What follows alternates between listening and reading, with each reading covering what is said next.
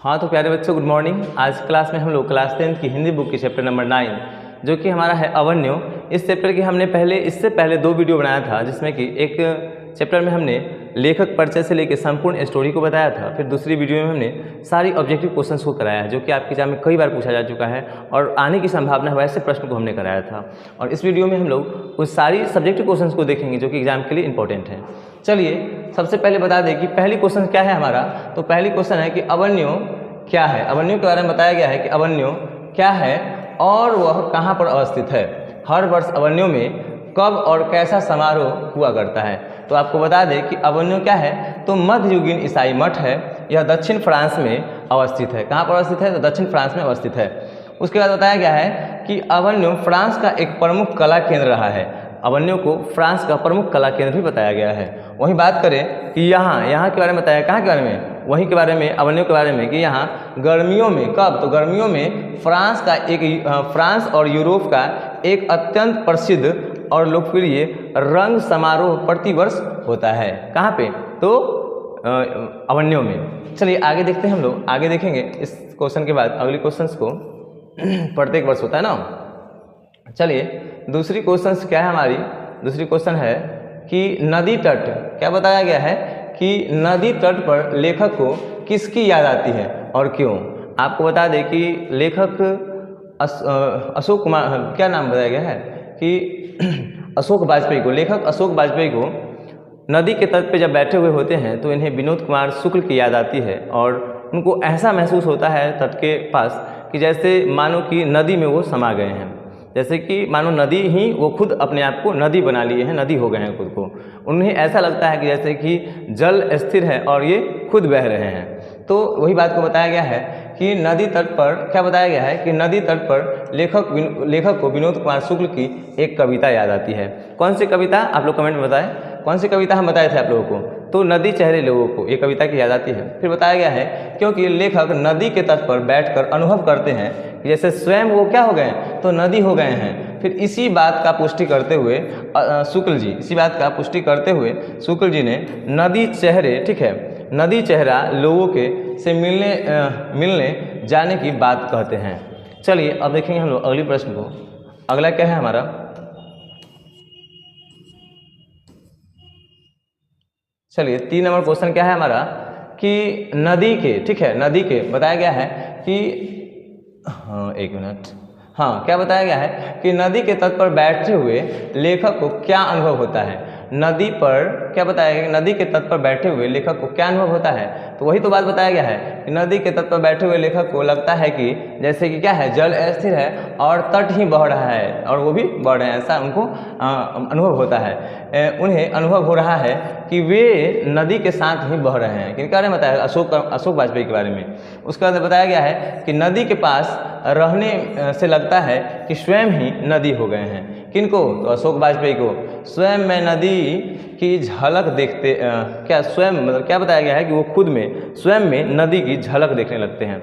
वह तो खुद बताते हैं ना, कहानी के दौरान स्टोरी अपनी बताते हैं कि नदी के पास बैठते हैं, नदी के तट पे बैठते हैं तो इनको ऐसा फील होता है कि जैसे नदी की जल स्थिर है और ये खुद क्या हो रहे हैं, तो बह रहे हैं, तट ही बह रहा है। चलिए, और उनको उसी टाइम कौन सी कविता याद आती है, तो विनोद कुमार शुक्ल की, जो कि क्या था हमारा, नदी चेहरे लोगों के। ये क्वेश्चन बहुत अच्छा सा क्वेश्चन है, आप लोग ध्यान में रखें। ऑब्जेक्टिव क्वेश्चन में काफ़ी इंपॉर्टेंट क्वेश्चन है वो, नदी चेहरे लोगों के।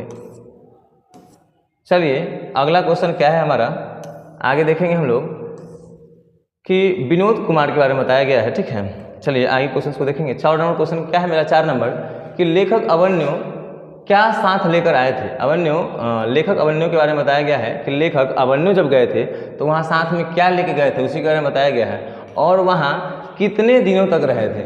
उसके बाद क्या बताया गया है, लेखक की उपलब्धियाँ क्या रही है। आपको बता दें कि लेखक अवन्यो जब गए थे तो वहाँ पे ये अपने साथ में पुस्तक, ठीक है, पुस्तक 3-4 पुस्तक ले गए थे साथ में, और क्या ले गए थे, तो मतलब कि साथ में पुस्तक के साथ साथ संगीत के टेप उप ले गए थे।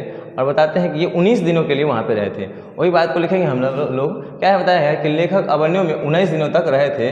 वे वहाँ अपने साथ हिंदी के टाइपराइटर ले गए थे, 3-4 पुस्तकें ले गए थे, वहीं कुछ संगीत के टेप भी ले गए थे। उसी बात को बताया गया है। उसके बाद बताया गया है कि वे उस क्या बताया गया, उस निपट एकांत में, मतलब कि वहाँ अवन्यों में एकांत में वे क्या करते थे, तो अपने में और लेखन में, ठीक है, अपने में और लेखन में डूबे हुए थे। तब तो भाई 19 दिन में 35 कविताएं और 27 गद्य लिख दिए ना, पूरा दिन वो लिखने का ही काम करते होंगे। और एकांत था, उनके साथ कोई था नहीं कि उन्हें डिस्टर्ब करे, तो इसके लिए तो वो बहुत सारा कृति का रचना किए थे, ठीक है। उसके बाद बताया गया है कि लेखक की उपलब्धि यही रही है कि उन्हें 19 दिनों में 35 के बारे में बताया गया, वही जो हम आपको बताए हैं कि 35 कविताएं और 27 गद्य की रचनाएं लिखी थी। चलिए आगे हम लोग देखेंगे, आगे क्वेश्चंस को देखेंगे। अगला क्या है क्वेश्चन हमारा, चलिए अगला क्वेश्चन है कि अवन्यों के बारे में बताया गया है कि अवन्यों के बारे में बताया गया है कि अवन्यों क्या है और वह कहाँ अवस्थित है। तो अवन्यों क्या बताया गया है कि अवन्यों एक पुराना शहर है। अवन्यों के बारे में क्या बताया गया है कि अवन्यों क्या है, तो एक पुराना शहर है जो कि फ्रांस के रोन नदी के किनारे बसा हुआ है। कहाँ है, तो फ्रांस के रोन नदी के किनारे स्थित है। फिर वहीं बताया गया है कि यह कभी, ठीक है, यहाँ कभी कुछ समय के लिए पोप की राजधानी हुआ करती थी, ठीक है। ये जो हमारा ये जो हमारा क्या है, तो अवन्यों के बारे में बताया गया है, ये कभी क्या होती थी, तो पोप की राजधानी हुआ करती थी, उसी के बारे में बताया गया है। चलिए आगे चलिए हम लोग 6 नंबर क्वेश्चन को देखेंगे। 6 नंबर क्वेश्चन क्या है हमारा कि लेखक अवन्यों किस सिलसिले में गए थे और वह वहाँ पे उन्होंने क्या क्या देखा और क्या सुना, तो हम लोग बताएंगे कि लेखक अवन्यों पीटरब्रुक के विवाद, ये गलत लिखा हुआ है, पीटरब्रुक के विवाद प्रस्त महाभारत की प्रस्तुति में गए थे और वहाँ पे उनको क्या मिला था, आमंत्रण मिला था, कहा किसको, लेखक को अवन्यों आने का।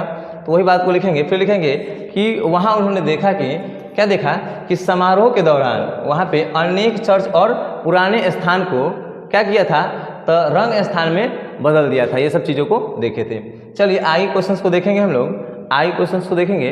अगला क्वेश्चन क्या है हमारा कि अगला क्वेश्चन मेरा है कि हाँ बताया गया है कि अवन्यों के प्रति लेखक कैसा अपना सम्मान प्रदर्शित करते हैं।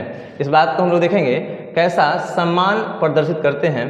तो लिखेंगे हम लोग कि अवन्यों के प्रति लेखक अपना सम्मान प्रदर्शित करते हुए, ठीक है, करते हुए कहते हैं कि ला शत्रुज, क्या बताया गया है कि ला शत्रुज में मैंने जो पाया उसी क्या बताया गया है कि मैंने जो पाया उसकी गहरी कृति ज्ञाता मन में है, ठीक है। मतलब कि वो बहुत अच्छा बताते हैं इसके बारे में। और क्या बताते हैं कि लेखक जो खोया है, ठीक है, लेखक जो खोया है उसकी गहरी पीड़ा भी मन में है। किसके, तो अशोक वाजपेयी के बारे में बताया गया है। चलिए ये इसका लास्ट क्वेश्चन था इस वीडियो में, इतना ही क्वेश्चन। और बताते हैं आपको ये सारे क्वेश्चन आपके एग्जाम के लिए काफ़ी महत्वपूर्ण है, जो कि इंपॉर्टेंट्स लगा हमको बुक का। और हमने क्वेश्चन बैंक को भी देखा था, प्रीवियस ईयर वाले सारी क्वेश्चंस को देखा था, उसके दौरान हमने इन सारी क्वेश्चंस को कलेक्ट करके आपके बीच लाया था। चलिए इस वीडियो में इतना ही। जय हिंद, धन्यवाद।